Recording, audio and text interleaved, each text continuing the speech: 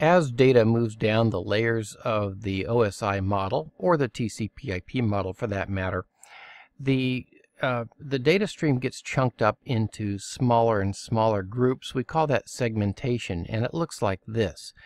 At the top three layers, 7, 6, and 5, application, presentation, and session layers, we just have one stream of data that's coming out of whatever application is creating this data.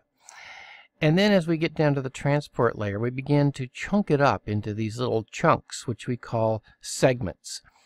And then as we get down to layer 3, we add some data to each of those chunks, and now we call it network, or we call it packets at the network layer. You quite often use the term packet as a generic term for these different chunks at any of the layers. So sometimes it's used generically, but technically the word packet means that it's an IP addressed chunk of data at the network layer. And then as we get down to the data link layer, we add some more data to it, and it becomes a frame. And frames are the largest of all. And then we take each frame and we chunk it up into, bits. And bits are, of course, the way that they go across the network.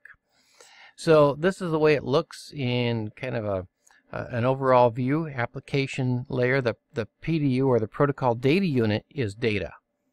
Presentation layer is data, session layer is data, and then it becomes segments at the transport layer, packets at the network layer, frames at the data link layer, and bits at the physical layer.